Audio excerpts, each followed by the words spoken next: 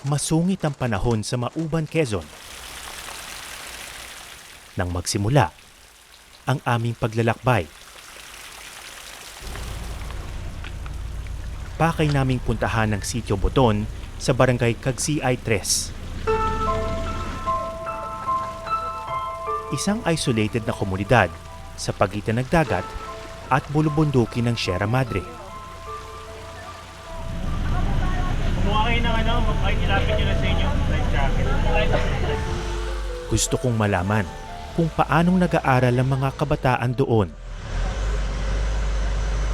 Mahigit 2 oras ang biyahe sakay ng bangka.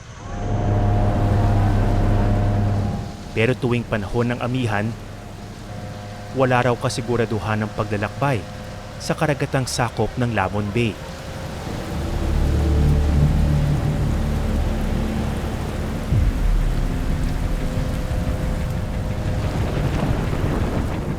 Kalahating oras pa lang ang aming paglalayag nang lalo pang lumakas ang hangin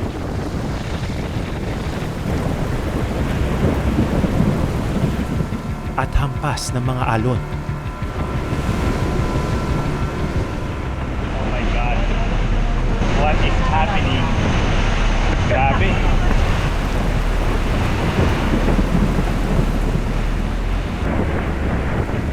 Sa sama ng panahon, wala na kaming makita sa paligid.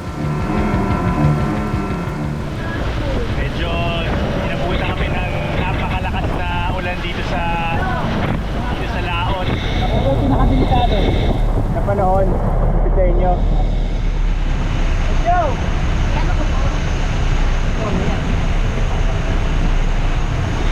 Mabilis tayo, Jare! Hindi tayo na! Kaya, never balik! Okay. Pasangarin! Kaya nga. Wala na kanya! Sa ganito po, ganitong season, amihan, wala masyadong bumabiyahe na bangka. O, wala talaga. Malakasan po na loob. Oo, pag talagang kailangan. Oo. So ano po naisip nyo na ngayon naming naisip bumiyahe? Malakas sira loading. Para hindi masyadong manaig ang kaba, idinaan na lang ng grupo sa biro ang aming nararanasan.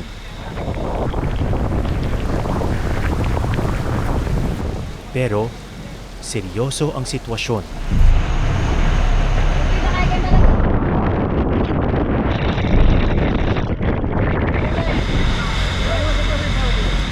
Para sa aming kaligtasan, hindi na muna namin itinuloy ang paglalakbay.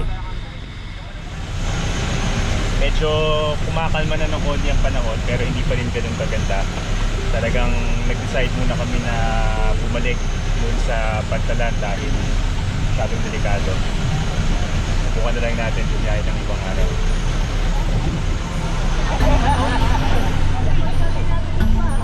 Malaking hamon para sa mga nasa liblib na lugar ang magkaroon ng sapat na edukasyon.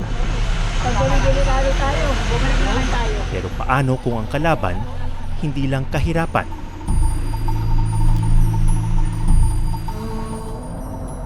Kundi ang bagsik din ng kalikasan.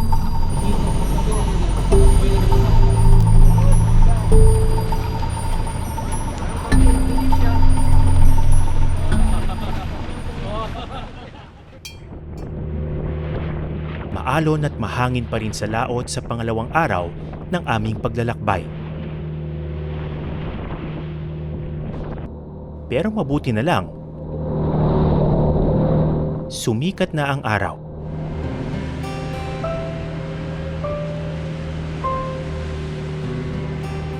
Matapos ang 2 oras, nakarating din kami.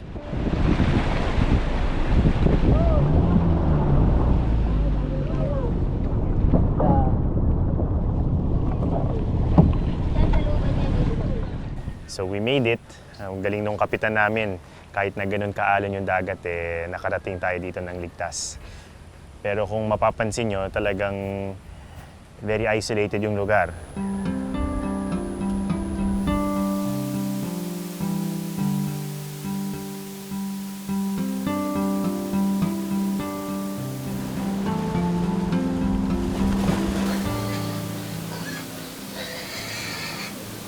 Hello, gandang araw po.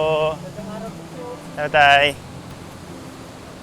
Dito po ba si Sa Jenny? wakas, Hello. nakilala ko rin ang Basta tayo. aking ipinunta rito, Hi!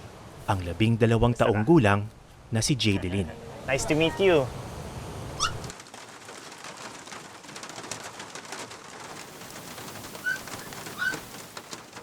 Pangkaraniwang bata lang si Jadeline. Pero malaki ang kanyang papel sa kanilang komunidad.